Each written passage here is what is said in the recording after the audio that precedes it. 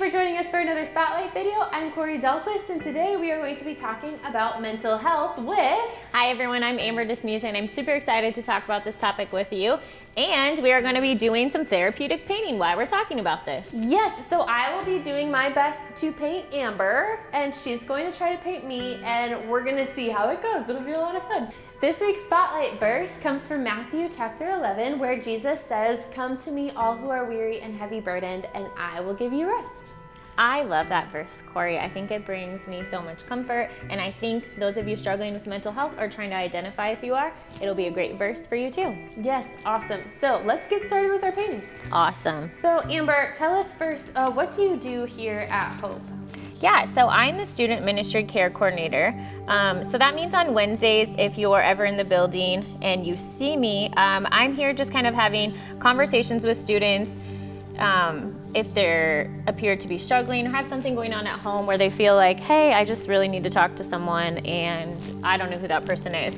I get a lot of those conversations. I'm also here just kind of hanging out and building relationships with many of you. And then on Thursdays, I run a ministry called The Landing, which is for students that are struggling or going through a hard time and just want a place to come and really talk about what's going on at home and just be real.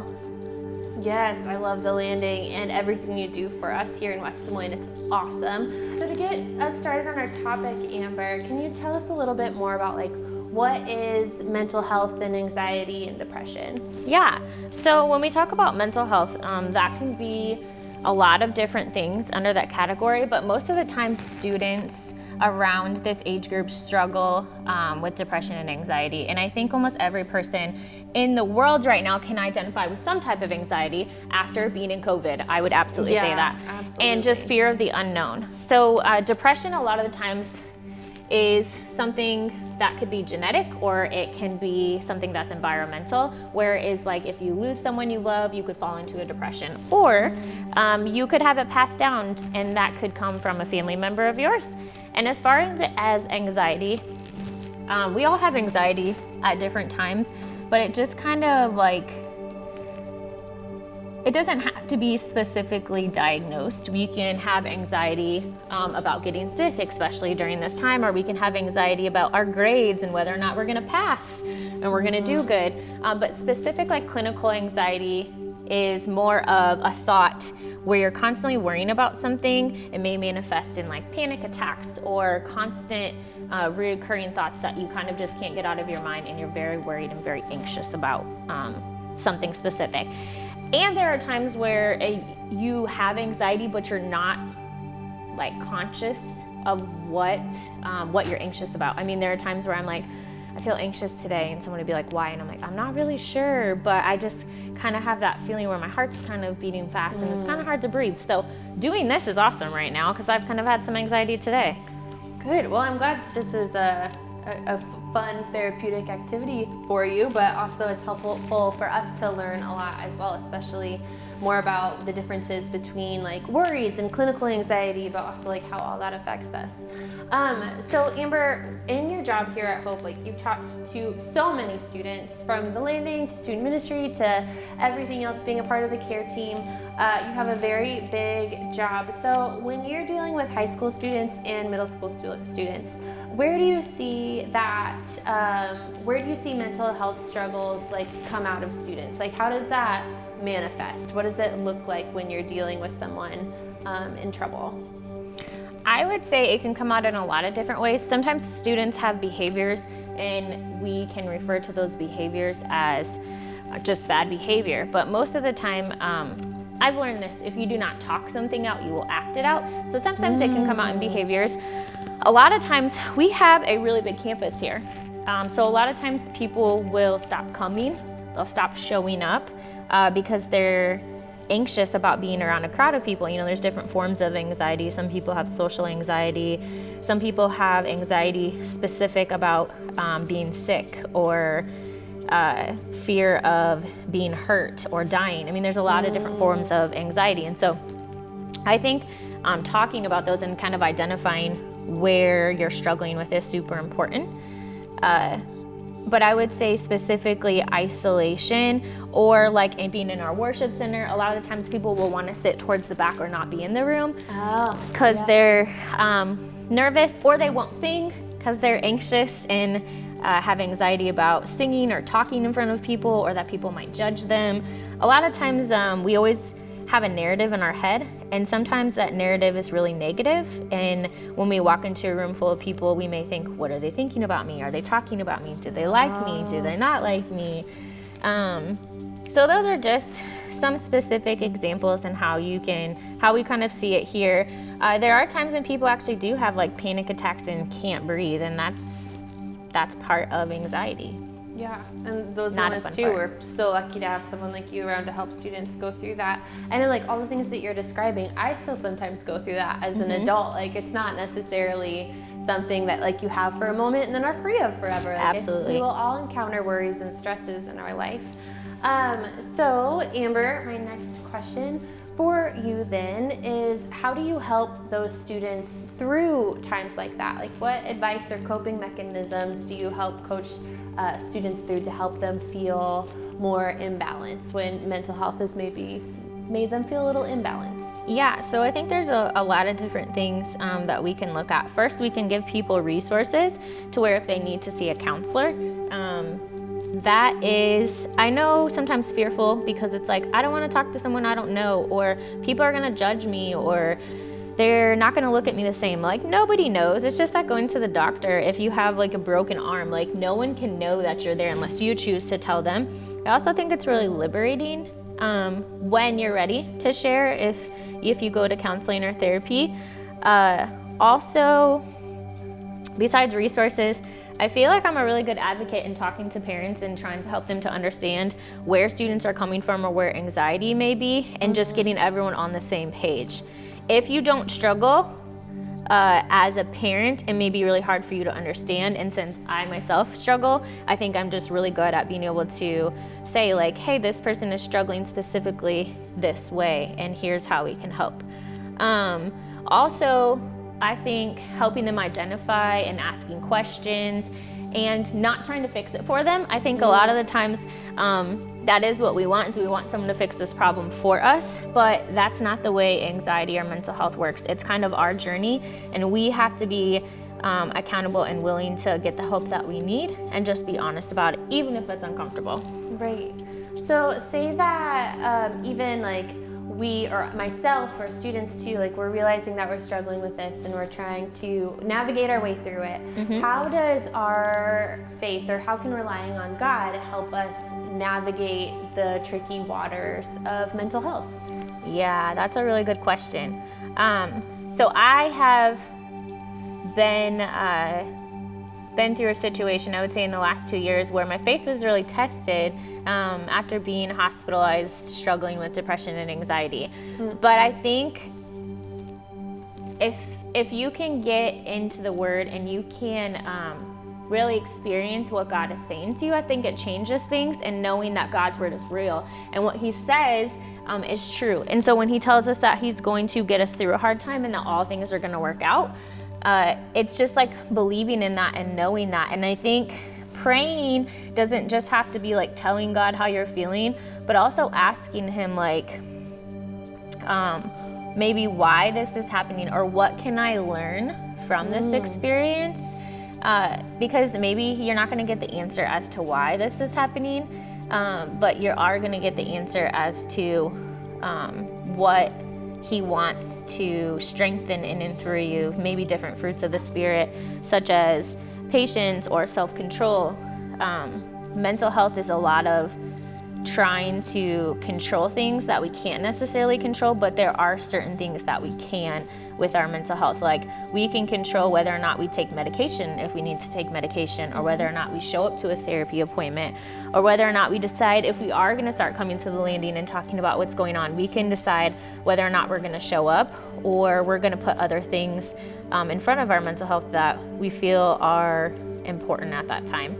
But I absolutely think God's the glue that holds it all together. That it can be really, really hard but at the same time, God's gonna help us like get through it, and He sends amazing people a lot of the time to help us and to come alongside us and reflect His love and His light. I know that's what a lot of people did for me, is they were just able to show that to me, that hey, like, you're not alone, and I may not know exactly what you're experiencing, but I'll walk through this with you. Yes, I love that. As a follow-up question to everything that you just shared about, especially like community coming around a student, and whether here at Hope or mental health professionals or people helping people know that they are loved by us and by God and that they're not alone, what would you say to that student who is maybe feeling this way but is too nervous or feels like too trapped or scared to say anything? I would say if you don't speak out on it, you'll eventually act it out, and the chances of you getting better are really, really slim. So I think it's important to ask God for courage to be able to share that with somebody. But there are also things that you can do on the side to try to help navigate and get through things in more of a natural way. Such as yoga. Yoga is a heaven sent and has been a heaven sent for me, especially when you're struggling with like true anxiety where you can't breathe. Yoga teaches you how to breathe. So that's an amazing tool that you can use. Also, coming to the landing is confidential. Like, we don't share that information with anyone. We don't tell people about it. It's very, very confidential in being there, just because we want it to be a safe place for everyone. So I think if you're able to make a decision like, hey, I need further help, showing up is kind of like the first step. Yes, I like that too, because that can be so scary, like, to admit, especially if you've been thinking for a long time that like maybe these negative thoughts are feeling really, like, it's hard to be that vulnerable sometimes and be transparent and say, hey, I'm struggling with this, or this is really what's on my mind right now. So that's very helpful. What about our students who maybe have some friends that maybe they don't feel like they're struggling with mental health right now, but they know that one of their close friends or their family member is? How can they help support that person going through some mental health work that they need to work out? Yeah, I would say if most of you have like a cell phone, you can call them or text them and just like be there to listen. Because again, it's not your job to fix, and a lot of the times we feel like that's our job or we don't know what to do, but just listening is important. And I think if you're still doing stuff with your other friends, inviting them every single time, even if you know they're not going to come, because there's a chance they might, but just so they feel not left out or not included. If you're able to just show up at their house and be with them and check on them, maybe watch a movie with them, drop them a meal off, or invite them over for a meal. A lot of the times people struggling with mental health have a really poor appetite. They don't feel like they can make things for themselves, so they just don't eat. Especially if like their parents are gone a lot because they work evenings and they kind of have to fend for themselves or figure stuff out for themselves. So maybe just inviting them over for a meal and letting them know like they're not alone, because I think that's all I ever wanted to know, and anyone wants to know, is like they're not alone. Yes, absolutely. Well, thank you so much, Amber. I think I'm almost wrapping up with my painting here, but I want to ask you before we do the great reveal, is there anything else that you would like students to know, whether in middle school or high school, about the world of mental health? Yeah, I just think it should never be done alone. I think if you think you're struggling and no one else is, I'm just gonna be real with you, you're absolutely wrong. Everybody struggles at some point in time, whether they have a diagnosed mental health illness or not. Everybody struggles, and the more transparent and open you can be about what you're struggling with, instead of keeping it in the dark, God calls us to bring things to light. And so I think when we bring those things to light, it provides healing. So knowing that you're not called to do this alone, knowing that you have people that love you, that care about you, that want you here, that think your life is important, that thinks that your life matters, that you are here on purpose, and that you can make a difference is important, and that like this is not, it's not a sprint, it's a marathon. I have been struggling with mental health since I was in middle school when I lost my best friend, and it's been a roller coaster ride, but knowing that I'm not alone, that I have a God that's for me and not against me, and that I have people that are here and on my side, I think is just really, really helpful. And I just want all of you to know that you don't have to do this alone, and that we're absolutely here for you, and that we love you. Yes, absolutely. So please know, just like Amber said, if there are any of you out there that might be even like feeling this way right now and you feel like you don't have a lot of people to talk to, please let us know here at our student ministries at all campuses. You can reach out to us via social media or anything like that, because we want to be here for you and let you know that you're not alone and help you get the love and support that you deserve, because you are loved by God and you are loved by us and you matter. I would also say too, like joining us at the Landing right now, we're doing everything on Zoom. And so if you're anxious about meeting new people, that may be a safer or less scary way for you to join us. And the Landing is for students that are in 7th through 12th grade. So we would love to have you. We'd love to have you check it out, especially when we are able to get back in the building and start things in person. I can even meet you ahead of time, and so that way you know someone and that you're not alone. Yes, absolutely. So Amber, if they do want to start joining the Landing this summer, how do they go about signing up for that? Yeah, so right now, we have an Instagram. It's the.landing.hopewdm, and on that Instagram, in the bio section, you can find our Zoom link and the password that's to that. And then once we change things and we do get it eventually up here and running in person, or some other form, whatever is most convenient for everyone else, we will update that on our website, and you guys can also share that on your Power Life pages and Yes, thank you. on Instagram. Yes, we need that. Absolutely. Well, thank you so much, Amber, for this lovely conversation. Are you ready to reveal your painting? Yes, and I'd like to talk about part of it that I had to fix, but I love it. hope you're ready for this. All right, I hope you're ready, because I have the artistic ability of a 3-year-old. Ready? 1, 2, 3. Oh, that's so cute. So I'm gonna tell you, Yeah. this was I've seen you wear like a headband before, where it's kind of like the Tupac look or whatever, Yep, and I so I have. started to do that, and then I'm like, it kind of just looks like her hair sticking up, so I'm just gonna give her big hair. I love that, because my hair doesn't get very big very often. So that's like So yeah. wonderful. You also love it. painted a sun. I painted a sun. Yep. I love it so much. I give you long Good times. purple hair. I know love you it. don't have purple hair. But hey, I Yeah. love it. This is you have multicolored hair in mine, so and you're in a dress, and I think I've seen you wear a dress once, but it's fine. Yeah, I've worn dresses. It's fine. great. It's a good time. Well, thank you so much. Well, this was so therapeutic Yes. and fun. It was a good time. So get out there and paint too. This is a good time. It doesn't have to be perfect. Like, this is therapeutic. So Absolutely, it's so great. yeah. Well, thank you so much, Amber. you for and we having will me. see you guys next week on our next Spotlight video. Have a good day.